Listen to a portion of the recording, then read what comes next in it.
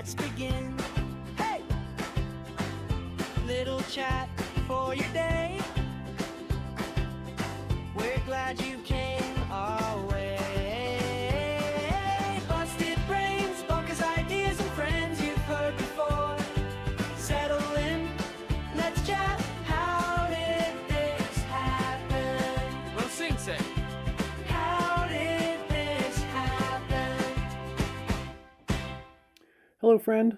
Welcome to How Did This Happen? Today, I'm going to talk about a topic which I find super interesting, and it has really come into the forefront in the last couple of years, especially. And that topic is the technological singularity, which is something, if you know what it is, I'll just say right now that I think we're basically almost in it. We're so close to being in it. It's kind of amazing. And if you don't know what it is, I'll give you a quick definition. The technological singularity is a point in time when technological progress is so rapid that we really can't meaningfully predict the future at all. It's just things are coming so fast, you really can't even tell what's going to come next. So this is a real thing. Maybe, probably. And I want to know, like, how did this happen? How did we get to this point of being almost in this thing, which is, I don't know, kind of mind-bendingly different from anything we've ever been through. So my interest in this actually started quite a while ago. I actually read The Singularity is Near, which is a book that Ray Kurzweil wrote back in 2005. I didn't actually read this until 2010, so I wasn't even aware of this. But that book really changed my view of the future. So 16 years ago, I read that, and it completely altered what I thought was going to happen in the future. It was a really provocative, to me, not maybe provocative isn't the right word, but really influential book that, like I said, just kind of changed my viewpoint completely about where things are going and what's going to happen. And the reason it changed it is because in my life before that point, I recognized that there were changes happening in technologies around the world. We're getting better at doing things. Solar panels are getting better, let's say, just as an example, right? They're getting better. Okay. Yeah, they're getting better. I know that, they were way worse a long time ago. I'm familiar with Moore's Law, which is about the number of transistors doubling on computer chips over a certain period of time for a certain price point. Like, these are all kinds of things that I was aware of. But this idea of the singularity really popped into my head as something that's going to happen, because Kurzweil explains what he calls the law of accelerating returns. So this was kind of the linchpin that tied it all together in my head and made this all make sense. If you understand this one thing, if you don't take anything away from this, and the only thing you take away is understanding what the law of accelerating returns is, it'll really change your view of where we are now as opposed to where we are going and how quickly we're going to get there. So I'm going to try to sum this up. Also, by the way, I don't know what the future is going to bring, right? I have no idea. This is really just me kind of explaining the concept as I understand it, where it looks like we're going based on where we've been, and what it potentially means for us. But I have no idea. I'm not predicting anything. And by the very nature of what the definition of the technological singularity is, you really can't predict things well. So this is, again, just, caveat, just my view. So let's backtrack a little bit. This law of accelerating returns is really interesting. It basically says that, and I'm going to butcher this, I know, so don't kill me. Essentially what it says is each new technology is built on previous technological tools, which makes really good sense, right? We're not digging trenches with shovels. We're using equipment to do that. That might not be a great example, but you kind of get the idea, right? If I was stuck out in the woods with, just me and my clothes, and that's it, and I needed to survive, I would start by making the simplest thing possible, right? Like a pointed stick. That's going to be, like, I'll take a stick, I'll rub it against another stick, make a pointed stick. That's my only tool now. I can use that for, hiking, for hunting, for trapping, whatever, right? And then you use that tool to kill an animal, take the bones, sharpen those. Now you've got a sharper, pointed stick, essentially, right? And you keep going. You just kind of keep building and building and building.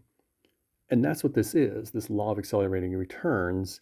It's not just a technology thing. It's arguably, it goes all the way back to the Big Bang. Like, this is a fundamental sort of law of the universe that as things get created, they are now the baseline to help create the next thing. So the reason I say it goes back to the Big Bang is because you think about like the light elements that were present at the Big Bang, which are, helium and hydrogen only to start. It started to fuse into heavier elements through clumping together in star systems. The stars went nova and supernova. They created heavier elements. Those heavier elements clumped together. They created galaxies and planets. Those created, the what's the word I'm looking for? Like this soup or whatever, the elements that you need to create biology. Biology created things with larger and larger brains. It all kind of built on each other going forward. Now we're at a point where technology that we've created, so artificial things that don't exist in nature, right? Artificial brains, artificial muscles, artificial all these things, those are being created. And we're not creating them with helium. We're creating them with the step that's previous to where we were, not from all the way back in the chain. I hope that makes sense. That's kind of the idea. So it puts us in this position of, as we're going through this, step change with all these different things, over time, those changes get faster and faster and more profound. And this is really like kind of self-evident, right? 30,000 years ago, we discovered fire, or whenever it was. But then 5,000 years ago, we discovered agriculture. And 100 years ago, we discovered electricity. And 20 years ago, we created the internet. 5 years ago, we created AI as it exists today. Those time periods are getting shorter and shorter and shorter. And I know all those numbers were wrong. Like, don't count me on any of that stuff. But that's the idea. So we're now in this place where things are moving very quickly, much quicker than it looks like they're moving, because technology isn't evenly distributed. So a lot of people don't see technologies that exist which are doing a lot of heavy lifting. There's lots of stuff that's kind of tucked behind systems that are sort of hidden or invisible to humans, at least most humans. A reasonable example would be a car. I don't know how the hell my car works, really. I mean, I kind of get the concept, right? You have a combustion engine. My car happens to be a combustion engine. You put fuel in it, it burns, the pistons move, it creates a drive shaft, the crank on the drive shaft, yada, yada. There's all these systems to control things like the steering, AC, and all that, right? But I don't really know how it works. If you put me out in the woods and here's a sharpened stick, go build a car, that ain't happening. That would be unreasonable. I don't know how I got on that point, but the point basically is that, like, I don't know how this stuff works, and that's okay. So we're getting to a point now where this progress is very quick. Like, we're having new cars built every day that are far and away better than what we used to have. Like, this is a different thing now. And AI has helped building all of these things now. AI is the newest thing, the newest good tool that we have that uses all the technology we've learned through all of human civilization, all of the progress that nature created up until human civilization existed. All that stuff kind of comes down to where we're at now. And the current state is kind of interesting, actually, because although AI is really, really good at some things, it's terrible at others. And I think that's a real red herring, because people will use this fact that AI is bad at some things to say that it's not good at things, and that it's completely wrong. That's like saying, just because I can't dunk a basketball, I can't do anything else. That's obviously not true. Like, it's so clearly not true that it's just a stupid argument. And AI is no different. It's been trained to be good at certain things. We haven't figured out how to make it good at other things.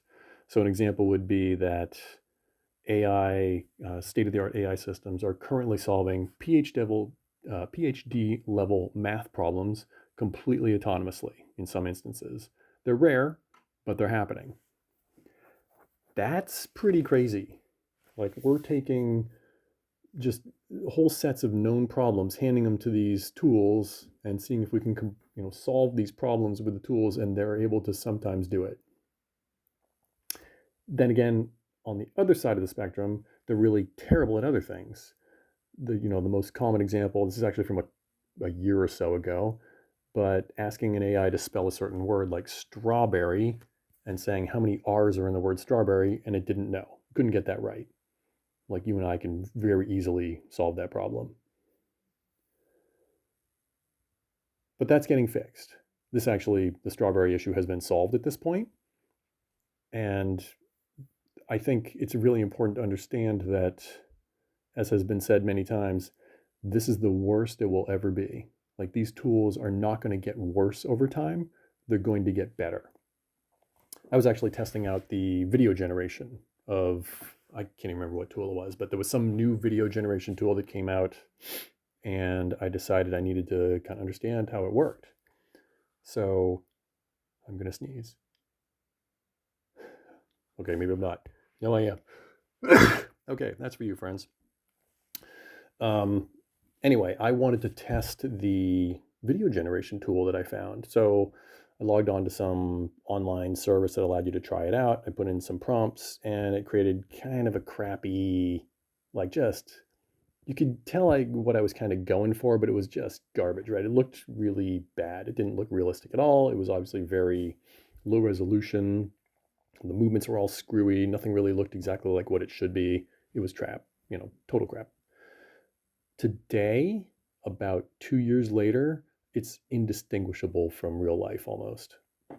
It's basically a solved problem at this point. Not quite, but it's so close, it might as well be a solved problem, right? That's 2 years. That's the kind of change we're seeing now. So change is coming really fast, and people are finally starting to notice this is happening. Like, in the general public, I think people are starting to see it. It's getting on the news now. I don't watch the news, but I know it's getting there because I'm seeing clips.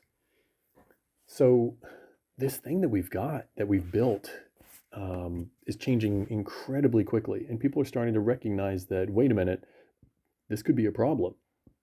Where's it going to go? What's it going to do? And there's a wide variety of viewpoints on this. Some people are very pro this acceleration and pro AI.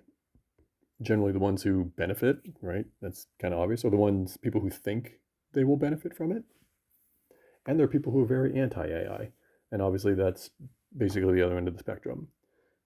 Artists, for instance, who have had their work used to train the AI, but they didn't get anything out of that, and now the AI can replicate their work. So anti-people like that, or also, and this is kind of important,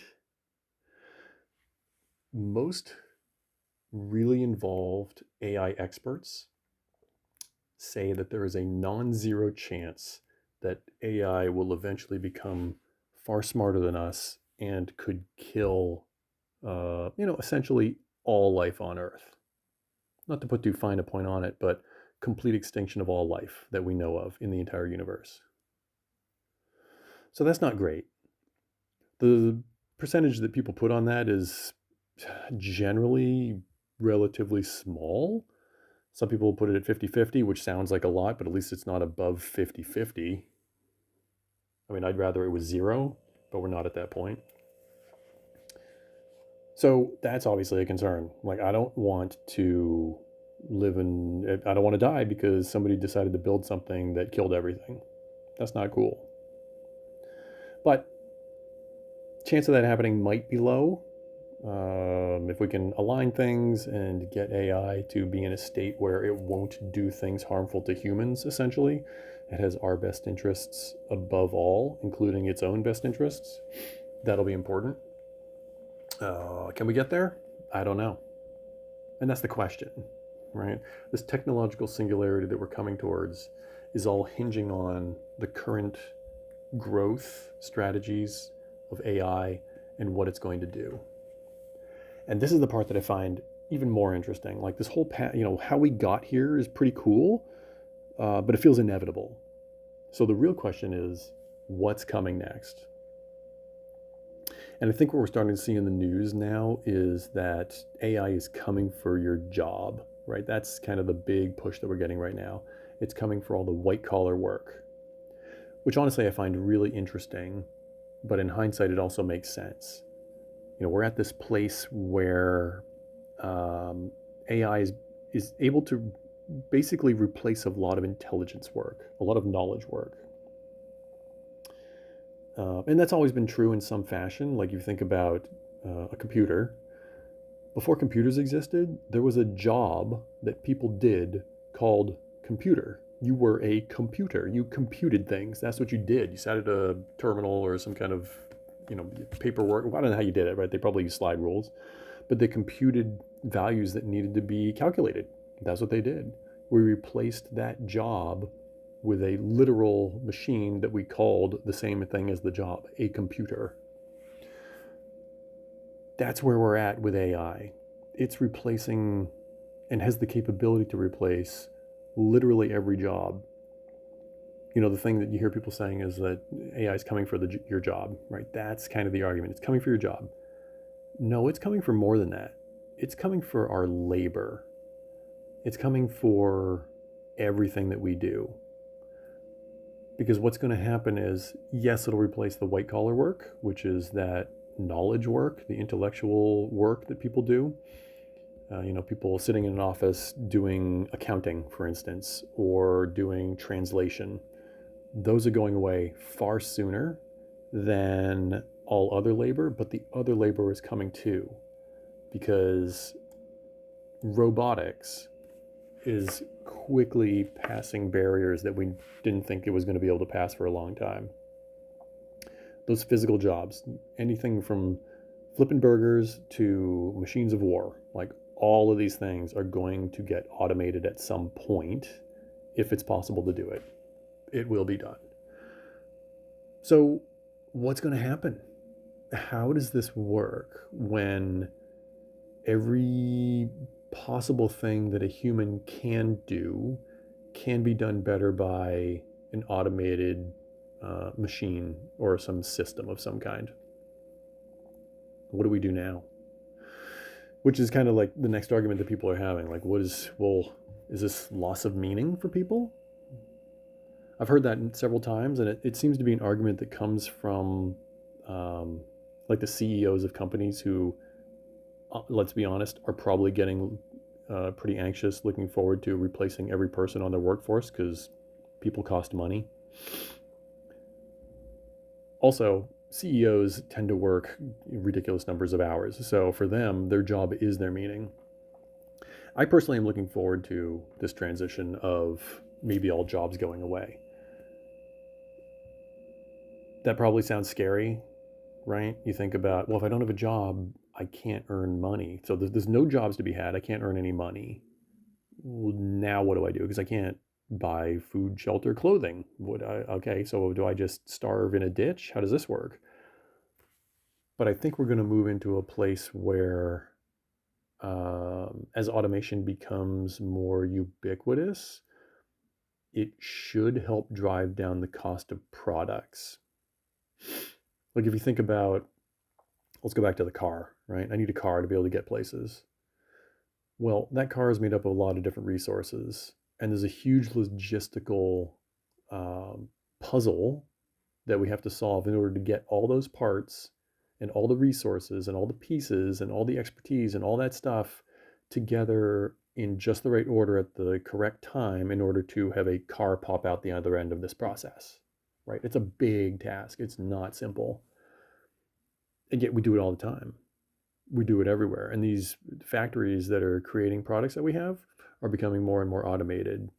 There's actually literally these things in China now called dark factories, which are basically almost 100% machine run, although there is a person or two, or some small number of people helping monitor those machines and make sure they're doing what they need to do. But they're called dark factories because they don't have any lights in them. They turn all the lights off. All these machines are just doing their thing. They don't need lights. It doesn't do them any good, so save the electricity. That's pretty fascinating to me. If we replace all the people who have all the jobs and just instead have a bunch of machines doing it, okay. So the people don't have jobs. The machines work 24/7. There's still a cost to running those machines, but it's far lower than a human. So if all the products are now being made for, I'm just picking a number, a tenth the price, is the price of the products going to drop to a tenth? I think it will.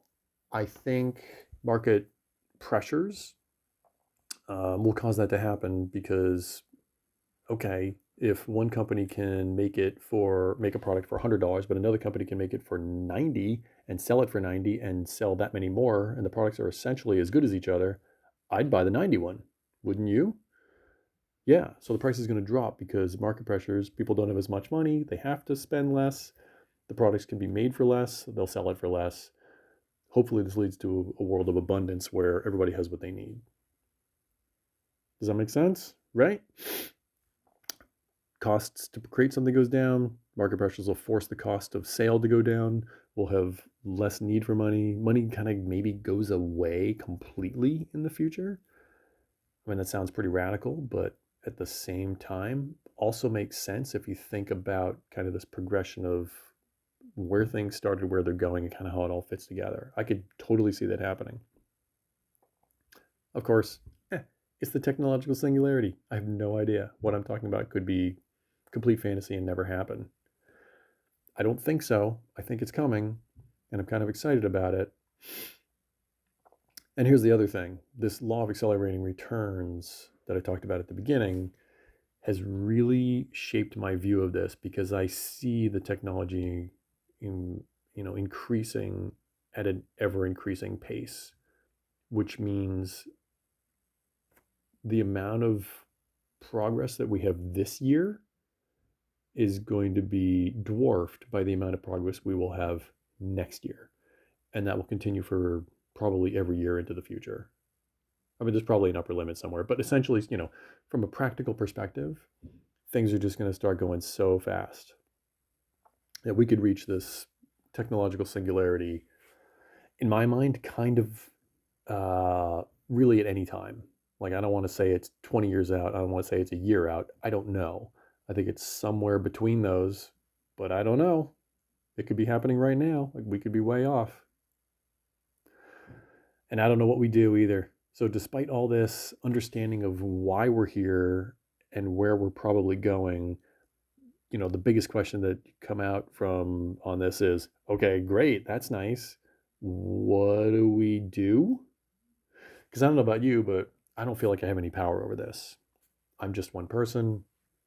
This is a global wide phenomenon that is based on natural laws in some way. Like this, it's just going to happen, right? Whether I'm here for it or not.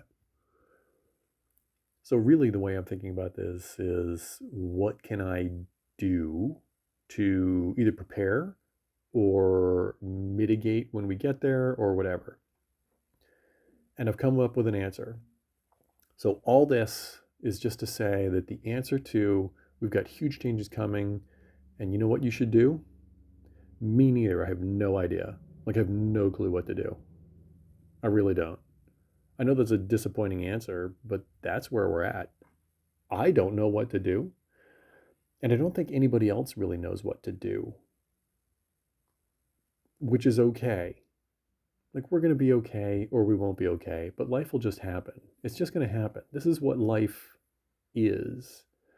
It's adapting to whatever goes on around you and trying to do the best you can. So, if anybody listening to this, if you've followed this previously before this discussion and you've thought about it and you're trying to figure out what to do and you're anxious or worried about it, I would say, just keep living life like you're living it today. Keep yourself informed a little bit and just enjoy your life. I don't think there's anything more important you can do than that. Keep living like you are. Things will turn out some way or they'll turn out some other way. There's not much you can do about it. So just learn how to roll with it and be happy. That might sound a little bit defeatist. If you're the kind of person who loves to get out there and really dig in and try to solve things, cool. Keep doing that. That doesn't change what I just said, which is you're just going to keep living the way you do. Just keep living. We'll figure it out one way or the other. I hope for the positive. But again, it's the future. We'll never know until it gets here. So I could dig into this probably a lot deeper, but that's a bit of a primer on the technological singularity, how we got here, where we're headed, and how did this all happen. So anyway, thanks for listening. If this has been kind of fun to chat about, I appreciate you joining me today, and I hope to talk to you again soon in the future. Bye-bye. Sun's up, come on in. Got ideas, let's begin. Hey! Little chat for your day.